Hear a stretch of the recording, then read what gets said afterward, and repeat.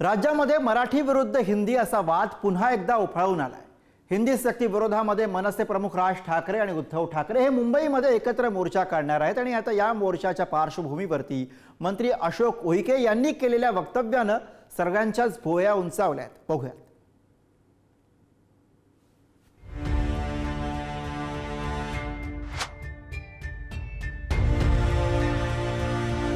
फक्त हिंदी येत नाही मला, त्यामुळे हिंदी मी काही बोलणार नाही आणि हिंदीत बाईट देणार नाही। ज्या हिंदीसाठी महायुती सरकार आग्रही आहे त्याच हिंदीतून बोलण्यास महायुतीमधील मंत्र्यांनी स्पष्ट नकार दिलाय।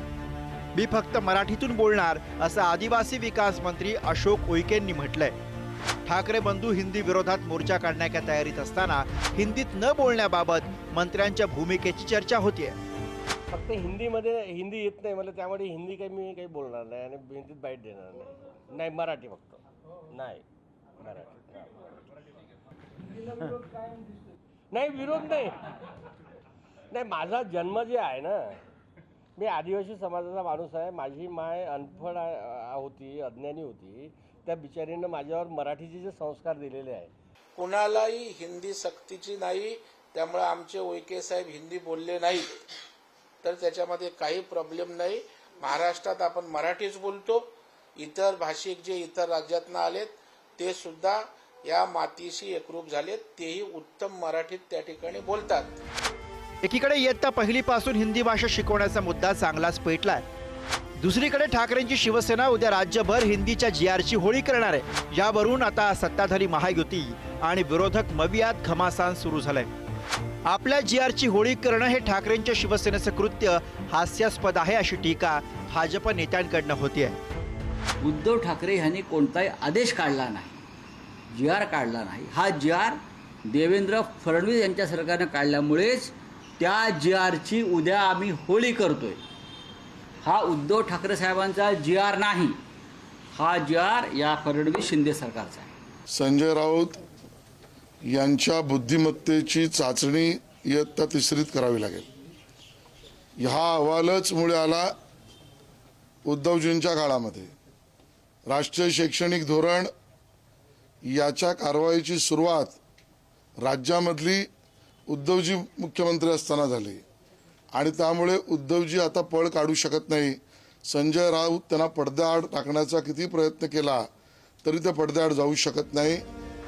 हिंदी विरोधात राज ठाकरेंसह उद्धव ठाकरेंनी आक्रमक भूमिका घेतली आहे। मात्र त्रिसूत्री भाषेचा अहवाल देत सत्ताधारी महायुतीमधील नेते उद्धव ठाकरे यांच्यावर निशाणा साधतायत। उद्धव ठाकरे मुख्यमंत्री असताना डॉक्टर रघुनाथ माशेलकर समितीचा अहवाल स्वीकारल्याचा मुद्दा उपस्थित केला जातोय। तर अहवाल स्वीकारला असला तरी जीआर मुख्यमंत्री देवेंद्र फडणवीसांनी काढला असं प्रत्युत्तर ठाकरेंच्या शिवसेनेकडनं दिलं जात आहे। मी जे सांगतोय ना की जीआरची तारीख काय, परवा जीआर काढलाय त्या सक्तीचा। कुठच्या धूनमध्ये हे लोक ते झोपेत आहेत की काय? सक्तीचा जीआर हिंदीचा हा भाजपच्या सरकारने काढलेला आहे। भ्रष्टनाथ मिंदेंच्या मंत्र्यांनी काढलाय। कदाचित भ्रष्टनाथ मिंदेंनाच फडणवीसांना अडचणीत आणायचं नाही ना, हा देखील विचार तुम्ही करा।